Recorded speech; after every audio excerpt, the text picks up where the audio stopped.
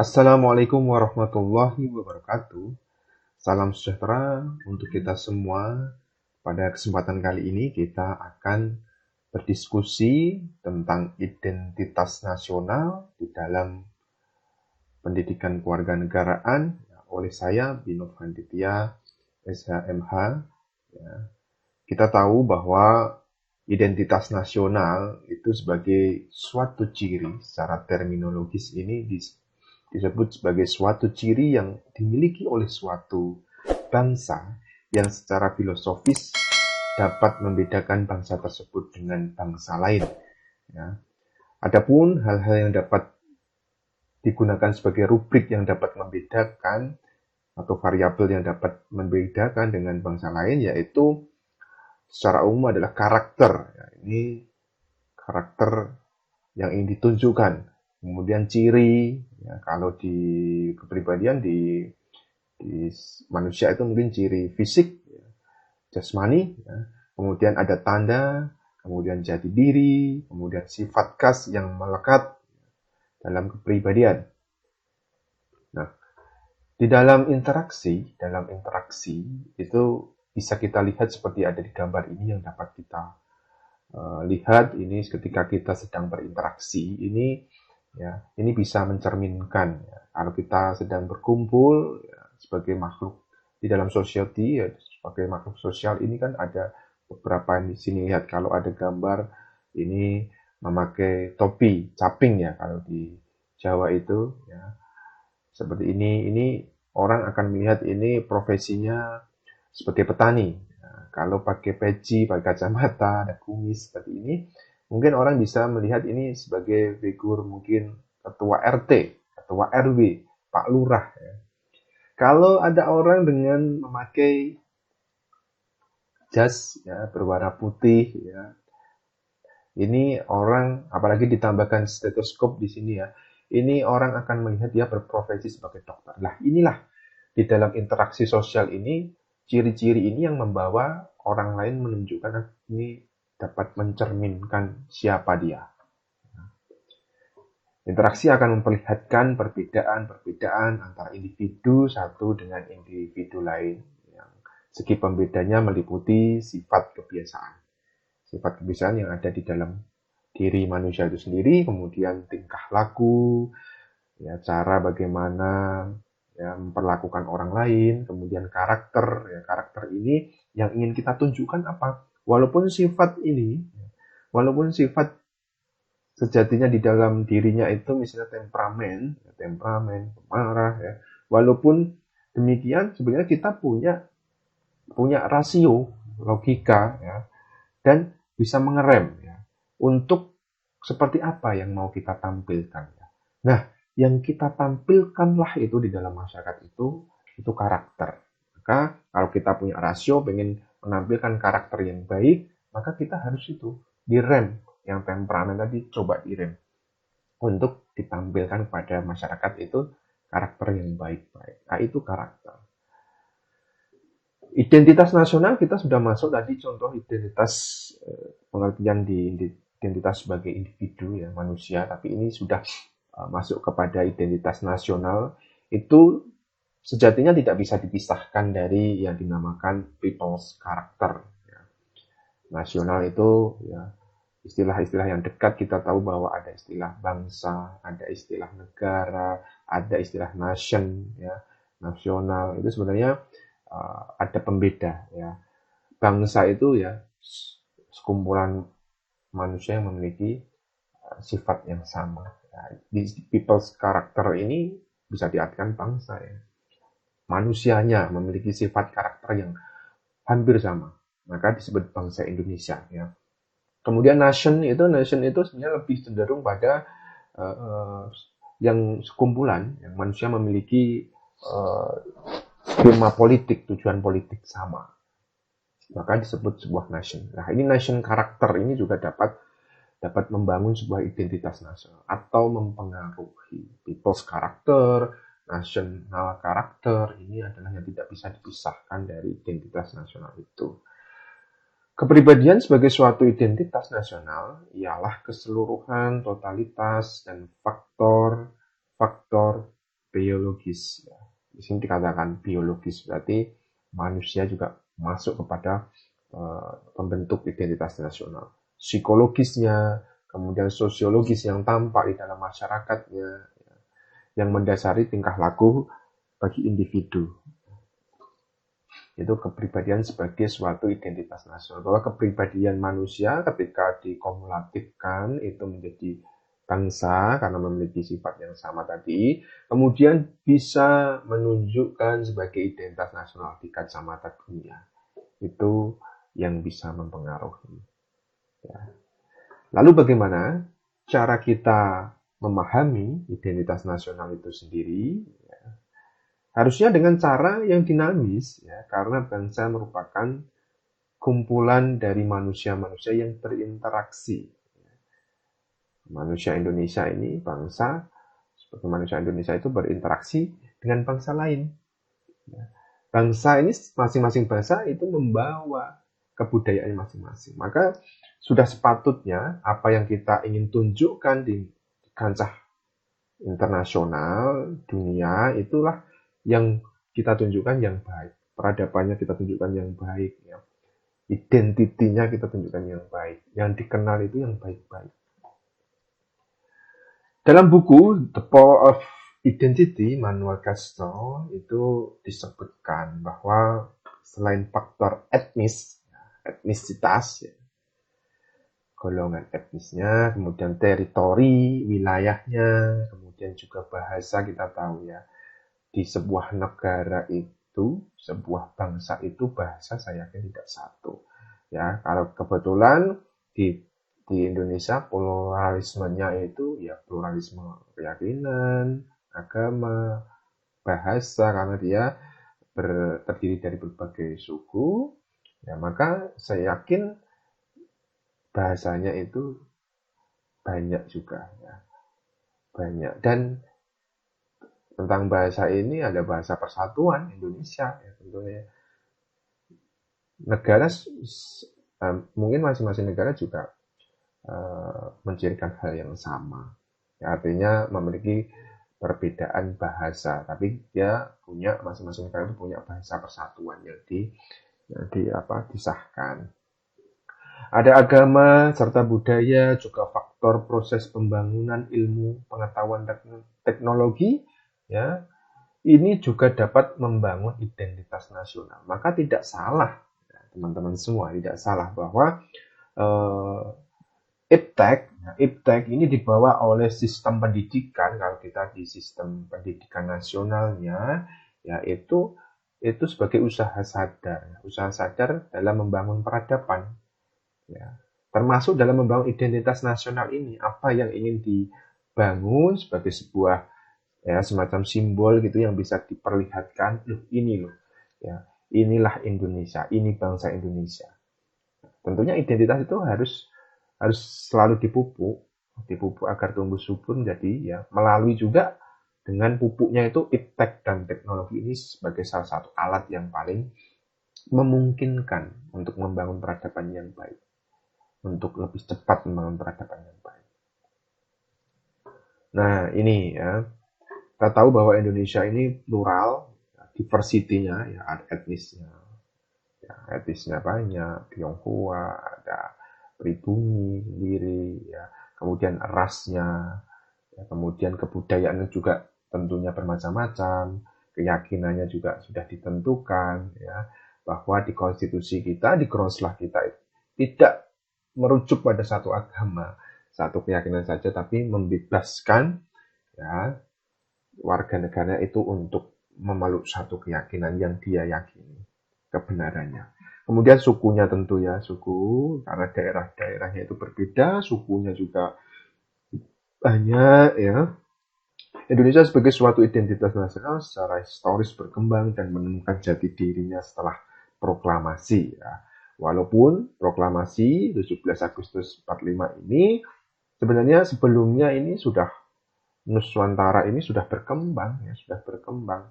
Mungkin ya berbagai macam daerah ya, itu memiliki perasaan yang sama karena adanya kolonialisme. Mungkin kalau kita mau petik hikmahnya kolonialisme ini juga tentunya membangun perasaan senasib seperjuangan. Nah, dan itu sudah selayaknya harus dibangun. Ini salah satu poin positif sebenarnya yang bisa kita ambil dari pelajaran adanya kolonialisme. Ya. Eksistensi bangsa, kita bicara tentang eksistensi bangsa. Suatu bangsa itu saya yakin dibangun, dibentuk, ya, itu tidak dalam jangka waktu yang singkat, tapi namanya saja ya state, ya, negara state, ya, state itu ya yang berartinya satunya dari statum. Statum itu kuat, tegak. Apa berarti ketika dia bangun sebuah negara, karena state tadi statum, harapannya dia bisa bertahan ya, sampai kapanpun, tidak terbatas, kuat, tegak kan gitu ya.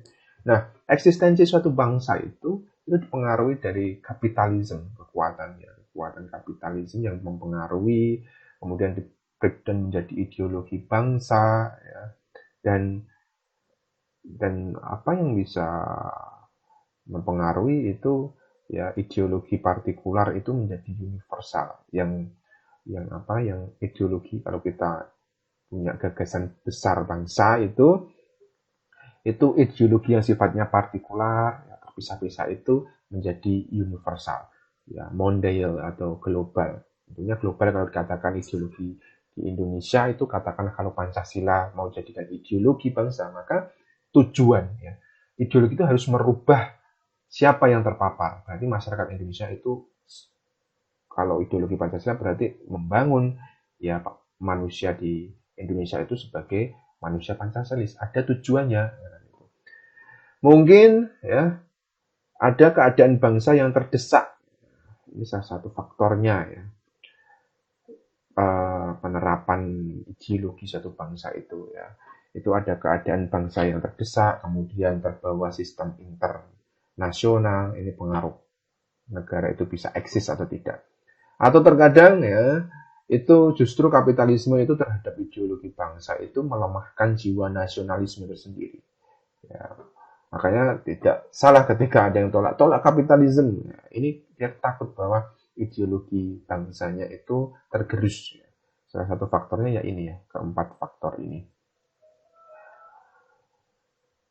Identitas nasional itu harusnya dipahami secara dinamis. Bagaimana itu melakukan ya?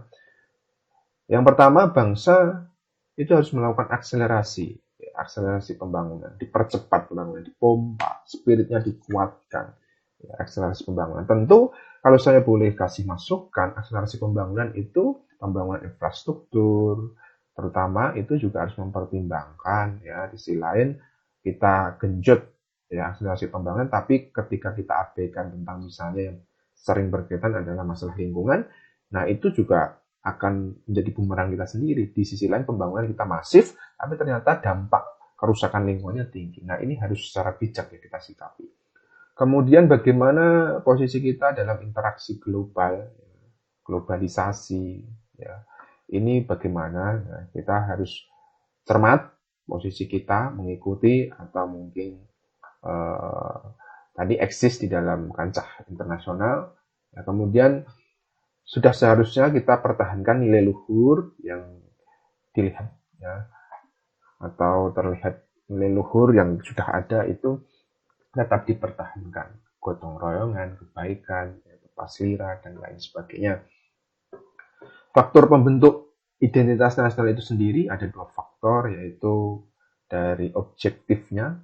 Faktor objektif itu dari letak geografisnya, letak geografis yang harusnya kita strategis ya, letak geografisnya sangat strategis ya, diapit dua benua ya, dua samudra ya, subur, kemudian sumber daya alamnya luar biasa sekali, kemudian juga ekologisnya, bagi ekosistem ya, ekologis itu ekosistem ya, subsistem ya sebenarnya di sana ya, ekologinya itu harus tetap dipertimbangkan ya, kemudian dijaga, kemudian demografisnya, kependudukannya, kemudian Di sisi lain faktor subjektifnya itu sejarahnya, bagaimana sejarah di masa lampau kerajaan, ya, itu juga mempengaruhi kemudian kehidupan sosial masyarakat, kemudian politik itu sendiri, ya, politiknya bagaimana yang berkembang, ya, kemudian kebudayaan yang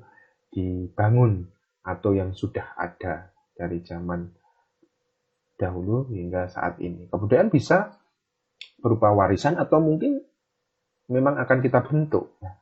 Ya, kebudayaan sesuatu yang dilakukan oleh masyarakat yang bertahan, ya, dari masa ke masa. Itu kebudayaan.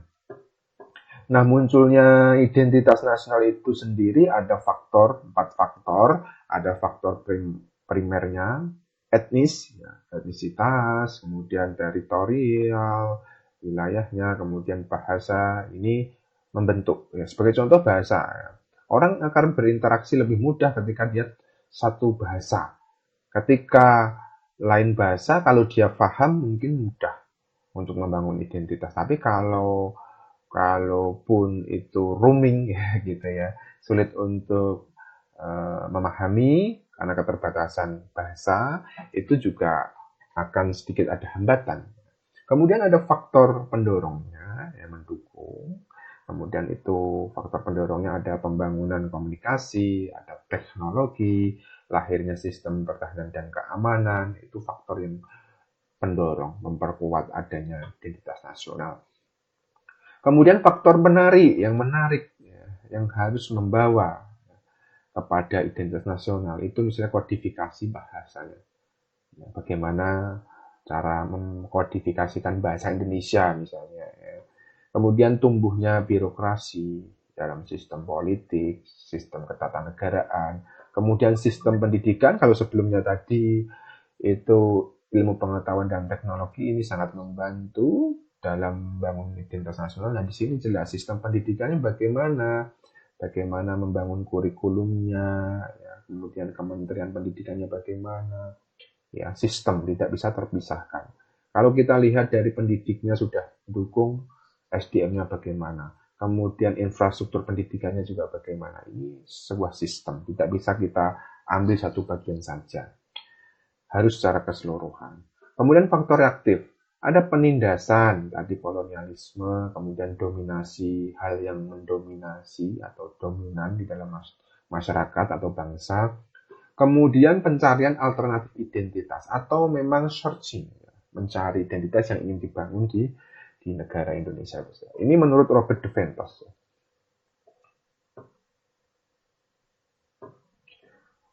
Lalu beberapa unsur membentuk jati diri bangsa, yaitu identitas fundamental. Ada fondasi fundamental, hal yang sifatnya hakikat atau filosofis, ya.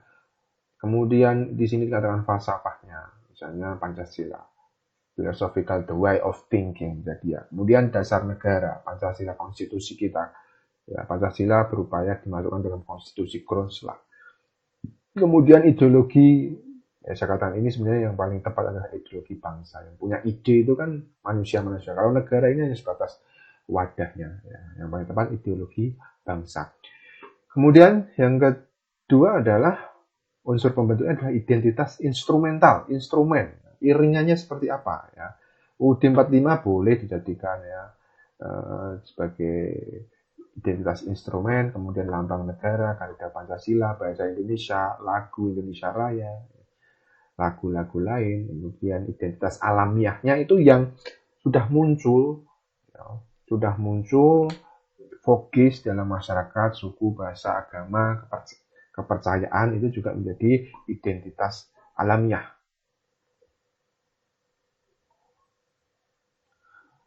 Menurut Miriam Budiarjo, ya, identitas nasional itu, ya, yang paling identik dekat itu adalah perasaan nasionalisme, ya, paham nasionalisme yang merupakan suatu perasaan subjektif, ya, subjektif dari masing-masing, ya, warganya, masyarakatnya, pada sekelompok manusia, bahwa perasaan subjektif pada sekelompok manusia bahwa mereka merupakan satu bangsa dan bahwa cita-cita serta aspirasi mereka bersama hanya dapat tercapai jika mereka tergabung dalam suatu negara atau nation negara jadi di sini kita paham bahwa negara ini sebagai wadah saja, sebagai wadah.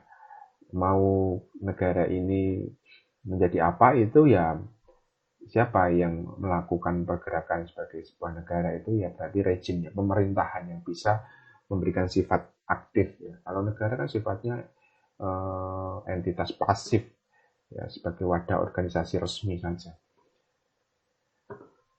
Gerakan integratif ideologi nasionalis itu ya ada beberapa satuan nasionalnya, bagaimana perasaan jiwa bersatu secara nasional, nation, ya, memiliki peta politik yang sama, tujuan politik yang sama harusnya, ya kan gitu ya. Mungkin tujuannya apa? Tujuannya kan sudah tersirat itu di dalam pembukaan, ya misalnya mencerdaskan kehidupan bangsa, kemudian menjaga ketertiban dunia, ya, kesejahteraan umum. Kemudian yang kedua, solidaritas tanpa melihat perbedaan dalam bangsa, sudah, ya. Diversity itu perbedaan-perbedaan yang ada di dalam negara Indonesia ini harusnya sudah dihilangkan, sudah tidak menjadi suatu topik bahasan yang justru menjadi pemicu, ya, pemicu perselisihan, konflik. Ya. Tapi kita bangun tuh solidaritas, solidaritas bangsa ini, ya, perbedaan itu menjadi sebuah hal yang wajar. Manusia tidak ada yang sama, ya, gejala sosialnya berbeda, masyarakatnya pun lain. Maka sudah tidak saatnya lagi kita terlalu mempertontonkan perbedaan atau menggunjing lagi perbedaan-perbedaan itu. Ya. Kemudian yang ketiga, non kooperatif dengan penjajah harus, ya ini saya pikir ya kalau penjajahan secara fisik sudah tidak ada, ya mungkin penjajahan secara ekonomi, secara pemanfaatan sumber daya alamnya ini perlu hati-hati juga kita ya. Kemudian yang keempat, swadaya masyarakat secara mandiri. Ini perlu. Ya, kalau kita rujuk misalnya di Pancasila itu ya ada ekasilanya. Mandirinya itu mandiri secara gotong royongnya. Swadaya masyarakat yang ada bagaimana. Itu beberapa faktor penentu adanya gerakan integratif ideologi nasionalis. Bagaimana? Sekarang bagaimana upaya pemberdayaan identitas nasional melalui revitalisasi Pancasila? Ada keterkaitannya. Revitalisasi, mengembalikan fungsi pentingnya dari Pancasila, revitalisasi. Ya. Realitas. Yang pertama adalah kita pada realitasnya. Nilai yang dikandung Pancasila, ya, kelima silanya itu, ya, itu sudah memang harus tumbuh di tengah masyarakat. Maka sebenarnya ada perdebatan ya atau istilah dalam Pancasila itu sebagai ideologi. Di sisi lain ada beberapa yang melihatnya Pancasila itu sebagai Weltanschauung atau pandangan besar dunia ya yang tumbuh sudah muncul di dalam secara otomatis muncul di dalam masyarakat. Kemudian idealitas ya, Pancasila memberikan sikap optimis bagi rakyat Indonesia. Tentu kita harus konsisten. Pancasila diambil sebagai salah satu filosofis growth lah, philosophical way of thinking, segala sumber hukum, Weltanschauung, ya, itu kita harus konsisten. Ya, nilai-nilai konsisten untuk diterapkan di dalam kehidupan masyarakat Indonesia itu sendiri. Itu namanya idealitas. Kemudian fleksibilitas. Perlunya apa? Ya, Pancasila itu terbuka bagi tafsir-tafsir mengenai perkembangan zaman. Ya, dua posisi Pancasila. Yang pertama dia sebagai genitivus objectionis, ya.